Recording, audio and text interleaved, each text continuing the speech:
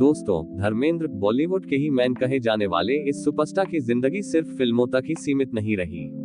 पर्दे पर उन्होंने सैकड़ों किरदार निभाए, लेकिन उनकी असली जिंदगी भी किसी फिल्मी कहानी से कम नहीं थी। एक तरफ उनकी पहली शादी और परिवार, और दूसरी तरफ उनका अमर इश्क हेमा मालिनी से। आज हम बात करेंगे कि आखिर धर्मेंद्र ने दूसरी शादी क्यों की, उस फैसले से क्या मुश्किलें खड़ी हुई, और कैसे धीरे धीरे हेमा मालिनी उनकी जिंदगी का सबसे बड़ा प्यार बन गई। पहली शादी और शुरुआती सफर। कहानी की शुरुआत होती है पंजाब से। 1950 के दशक में धर्मेंद्र ने प्रकाश कौर से शादी की। उस समय वो फिल्म इंडस्ट्री में नए नए कदम रख रहे थे।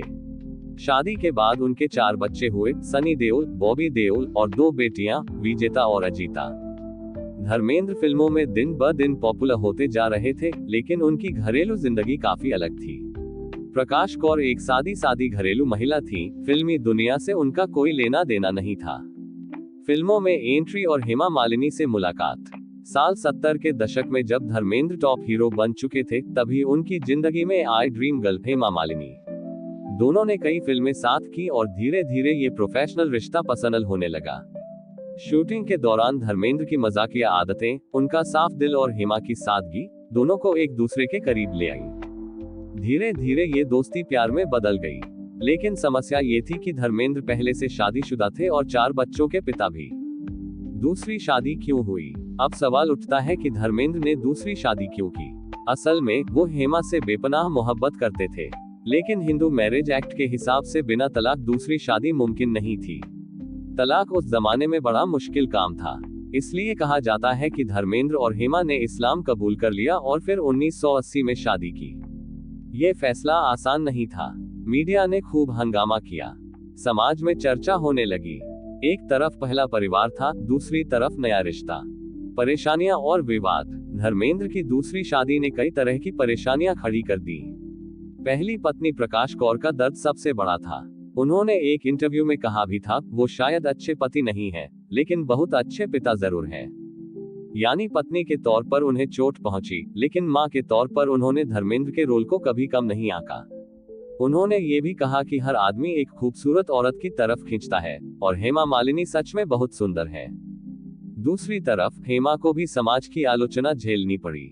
लोग उन्हें अन्य औरत कहने लगे। हेमा के माता पिता भी इस रिश्ते के खिलाफ थे, लेकिन हेमा मालिनी अडिग रही। उन्होंने साफ कह दिया था कि वो धर्मेंद्र के पहले परिवार में दखल नहीं देना चाहती, बस अपनी दुनिया अलग रखना चाहती है। प्यार की गहराई। धर्मेंद्र और हेमा का रिश्ता सिर्फ आकर्षण नहीं था, दोनों ने एक दूसरे के साथ लंबा वक्त बिताया।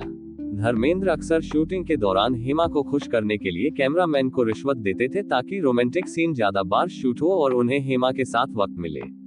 ये छोटे छोटे किस्से उनके प्यार की गहराई बताते हैं। 1980 में दोनों ने शादी कर ली और बाद में उनकी 2 बेटियां हुई, ईशा देओल और अहाना देओल। 2 परिवार, 2 जिंदगियां। धर्मेंद्र की जिंदगी का ये पहलू बहुत अनोखा है। एक तरफ उनका पहला परिवार था, जिसमें सनी और बॉबी जैसे सुपरस्टार बेटे थे। दूसरी तरफ हेमा और उनकी बेटियां। धर्मेंद्र ने दोनों परिवारों को निभाने की कोशिश की, लेकिन दूरी रहना लाजमी था। सनी और बॉबी ने हमेशा अपनी मां के साथ खड़े रहना चुना, जबकि धर्मेंद्र समय समय पर हेमा और उनकी बेटियों के साथ भी दिखाई देते रहे। समाज और रिश्तों की हकीकत। ये पूरी कहानी हमें दिखाती है कि सितारों की जिंदगी बाहर से जितनी चमकदार लगती है, उतनी ही जटिल भी होती है। धर्मेंद्र का फैसला उनके प्यार की वजह से था, लेकिन इसका असर उनके पूरे परिवार पर पड़ा। पहली पत्नी ने तकलीफ सही, बच्चे मीडिया की निगाहों में बड़े हुए, और हेमा को समाज के तानों से गुजरना पड़ा। तो दोस्तों, धर्मेंद्र की दूसरी शादी सिर्फ एक फिल्मी अफेयर की कहानी नहीं है। ये उस इंसान की कहानी है जिसने मोहब्बत के लिए बड़ा कदम उठाया, परिवार की जिम्मेदारी भी निभाए और आलोचनाओं के बीच भी डटा रहा। आज भी जब हम धर्मेंद्र और हेमा मालिनी को साथ देखते हैं, तो लगता है कि उनका रिश्ता वक्त की हर परीक्षा में खरा उतरा। कहानी का सबक यही है, प्यार आसान नहीं होता, फैसले आसान नहीं होते, और स्टार्स की जिंदगी भी असल में उतनी ही उलझी होती है जितनी हमारी। दोस्तों, अगर वीडियो पसंद आए हो तो हमारा चैनल रोबिन खेहरा 1947 को सब्सक्राइब जरूर करना, क्योंकि जहां मिलती है बॉलीवुड की सच्ची बातें।